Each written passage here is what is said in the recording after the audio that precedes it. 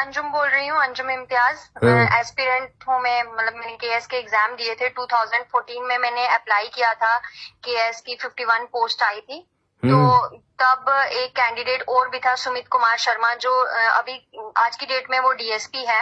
उसने भी अप्लाई किया था, वो सेलेक्ट हो गया था because of fake ALC certificate. अस्सलाम वालेकुम रहमतुल्लाहि व बरकातुहू। मैं डॉक्टर बारी नाइक, टर्मिनेट प्रोफेसर। आज हम बात करेंगे यहाँ एडमिनिस्ट्रेटिव ऑफिशियल्स जो हाई लेवल गेजेटेड ऑफिशियल्स है, उनमें से भी बहुत सारे फेक एंड फॉर्ज्ड डॉक्यूमेंट्स पे लगे हुए हैं और आज तक गवर्नमेंट उनको नहीं निकाल पाती है, जबकि उनकी जो सर्टिफिकेट्स है, फ्रॉडुलेंट सर्टिफिकेट्स, फेक सर्टिफिकेट्स, वो प्रूव भी हो गई ये फेक है, तब भी गवर्नमेंट उनको नहीं निकाल रही और वो एज इट इज अपनी पोजीशन और अपने पावर का मिसयूज करते जा रहे हैं और जॉब में है। जबकि इवन पार्लियामेंट में भी ये बिल पास हो गई कि अगर कोई भी बॉडी वहां पर है, उसकी खुद की अथॉरिटी है कि अगर कोई भी फेक और फॉर्ज्ड डॉक्यूमेंट पे अपॉइंट किया गया, उसको उसी टाइम टर्मिनेट करो जब वो forged and fake document prove हो जाएंगे ये फॉर्ज्ड है।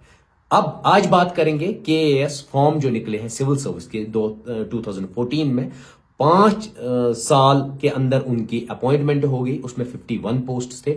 2 पोस्ट उसमें रिजर्व कैटेगरी एएलसी के लिए थी और जब प्री केएस का होता है 2015 में होता है, उसमें एक कैंडिडेट क्वालिफाई करता है जिसका नाम है doctor Sumit Kumar Sharma. Preliminary qualify करता है एएलसी फेक कैटेगरी पे और जो इशू करता है तहसीलदार मेंढर 2011 में। 2011 के बाद 5 साल तक वैलिड होती है एक सर्टिफिकेट, 2016 में वो एक्सपायर होती है और मेंस जो होता है एग्जामिनेशन फॉर्म फिल किया जाता है 2015 में और उसी कैटेगरी में ये बंदा सेम कैटेगरी को यूज करता है और मेंस में भी वही कैटेगरी सर्टिफिकेट डाल देता है एएलसी। उसके बाद 2016 में वो एक्सपायर हो जाती है, लेकिन 2017 में इनका मेंस होता है। डॉक्टर सुमित कुमार के अब्बू अप्लाई करते हैं 2017 में एएलसी के लिए, रीअप्लाई मींस रिन्यूअल के लिए 2017 में अप्लाई करते हैं और 2017 में जो डेटा निकाल के आ गया उसमें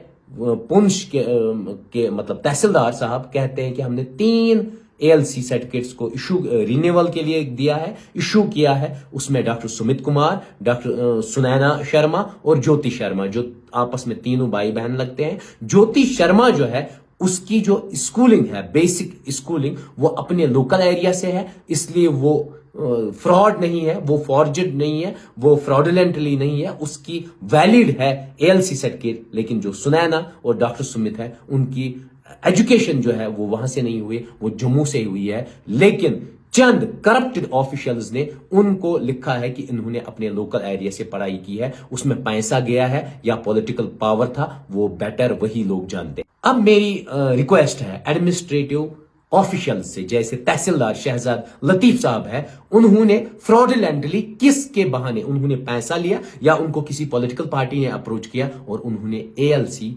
फ्रॉडुलेंटली 2 कैंडिडेट्स को रिन्यूअल कराया, डॉक्टर सुमित को और सुनैना शर्मा को।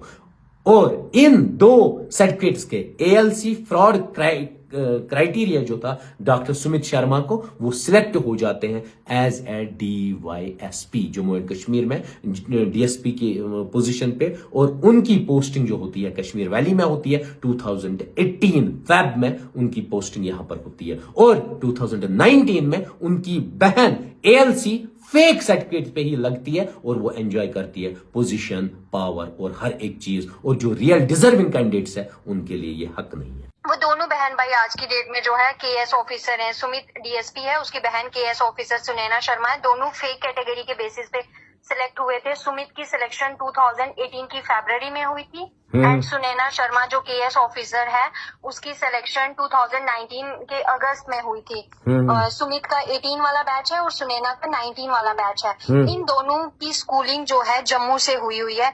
इनने अपनी फाइल में भी schooling certificate only 4th and 6th के लगाए हुए हैं, बट जो मोहम्मद अजीज उसने ये रिपोर्ट किया कि इनकी एंटायर स्कूलिंग जो है लोकल है, दैट इज वाई हम इनको कैटेगरी इशू कर रहे हैं। और डिस्पाइट नोइंग द फैक्ट तहसीलदार मेंढर देन तहसीलदार जो था शहजाद लतीफ, उसको भी ये बात पता थी कि ये लोग डिजर्व नहीं करते हैं, ये एक्चुअल बेनिफिशरीज नहीं है, बट उसने भी जो है मतलब काइंड ऑफ करप्शन है ये, और उसने कैटेगरी जो है इशू की। फिर मैंने केस फाइल किया 2018 में, मुझे 4-5 ईयर्स लग गए।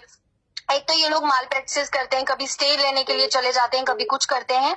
और हमारा केस चला 2023 में, फाइनली कैटेगरी कैंसिल हो गई। कैटेगरी कैंसिल होने के बाद मैंने रिप्रेजेंटेशन डाली चीफ सेक्रेटरी के पास, चल रहा है, कुछ इफेक्टिव प्रोसेस नहीं हुआ। वो जिस ऑफिस में भेजते हैं वहां पे लिख देते हैं कि मैटर इज सब जुडाइज। मेरा क्वेश्चन ये है कि अगर मैटर सब जुडाइज है तो एडमिनिस्ट्रेशन क्या कर रही है? आप ही ने तो लॉ बनाया था ना, मतलब एडमिनिस्ट्रेशन, गवर्नमेंट क्या, कहाँ गवर्नेंस है? गवर्नमेंट कर क्या रही है? मतलब 2023 में एक कोर्ट ने, स्टैट्यूटरी पावर थी डीसी के पास, उसने वहां से कैंसिल किया। अगर कैंसिल किया तो इमीडिएटली वो मेरा डिसीजन नहीं था, ना कि आपका डिसीजन, ना किसी थर्ड पर्सन का, वो तो गवर्नमेंट का डिसीजन था ना। गवर्नमेंट ने डिसाइड किया कि ये अवेल नहीं कर सकते हैं बेनिफिट, तो उनको टाइम बीइंग उनको सस्पेंड तो करते ना। साहब जो है पुंछ के, उन्होंने 2023 में डॉक्टर सुमित कुमार शर्मा और सुनैना शर्मा की जो एएलसी फ्रॉडुलेंट और फेक सर्टिफिकेट्स थी उनको कैंसिल किया गया। 2023 में उनको कैंसिल किया गया, लेकिन आज तक किसी भी ऑफिशियल ने उनको सिस्टम से नहीं निकाला। ऑफिस में उनका मतलब रिप्रेजेंटेशन है, हर एक जवाब देता है कि कोर्ट में केस है, कोर्ट में केस है। तो क्या हुआ? इन्होंने फ्रॉड किया है तो उसी टाइम आप सस्पेंड करते, लेकिन आप सस्पेंड नहीं कर सकते हो क्योंकि आपको अपनी रोटियां सेकनी है, आपको उनको बचाना है। क्यों? क्योंकि अगर आप उनको नहीं बचाओगे तो खुद भी तो आप, बहुत सारे ऑफिशियल्स करप्टेड है, एक करप्टेड ऑफिशियल दूसरे करप्टेड ऑफिशियल को बचाता है। अब मेरा क्वेश्चन है गवर्नमेंट ऑफिशियल से, क्या डीसी पुंछ जिन्होंने वो कैंसिल किए वो सर्टिफिकेट को, क्या वो अथॉरिटी नहीं है? उसको तो मैंने अपॉइंट नहीं किया, उसको और किसी एजेंसी ने अपॉइंट नहीं किया। वो बहुत बड़ा ओहदा, बहुत बड़ी पोजीशन रखता है, उसके कैंसिल करने के बाद ही इसको नौकरी से निकाल देना चाहिए दोनों भाई बहनों को, लेकिन आज तक उनको नहीं निकाला गया। मेरा क्वेश्चन है क्यों? उसके बाद हमारे डॉक्टर जितेंद्र साहब, बीजेपी के जो मिनिस्टर है, वो सीधे मेंशन करते हैं, नरेट करते हैं पार्लियामेंट में कि अगर जो हमारे रूल्स है वो सफिशिएंट है, किसी भी बंदे को जिसने फ्रॉडुलेंट डॉक्यूमेंट यूज किया, फॉर्जड डॉक्यूमेंट यूज किया, हमारे रूल्स काफी है उनको सिस्टम से निकालने के लिए। जो भी गवर्नमेंट के एग्जिस्टिंग रूल्स है वो आप खुद पढ़ सकते हैं, लेकिन आज तक उनको निकाला नहीं गया। क्यों? एडमिनिस्ट्रेशन मम है। वजह क्या है? क्या ये लोग मारते नहीं है उन लोगों को जो मेरिट रखते हैं, जो रियल पोजीशन रखते हैं, जो डिजर्विंग कैंडिडेट है, जो क्रीम है एस्पायरेंट्स, उनका ये हक मारते हैं और उन लोगों को देते हैं जो रियली में डिजर्व नहीं करते हैं। इवन आपने वो वीडियो भी सुना होगा जो एस्पायरेंट रियल डिजर्विंग थी, उसकी भी बात सुनी होगी। मेरी रिक्वेस्ट है, हम्बल रिक्वेस्ट है एडमिनिस्ट्रेटिव ऑफिशियल से, जो हक रखता है तो उसी को वो हक देना चाहिए, वरना आपने ओपन मेरिट कैटेगरी को भी मतलब खत्म किया और जो डिजर्व क्रीम हमारा है वो इवन आजकल सीधे वो ड्राई फ्रूट्स बेचता है, शाल बेचता है, लेकिन जो बैक वाले हैं फ्रॉडुलेंट है वो एंजॉय करते हैं पोजीशन। बाकी थैंक यू।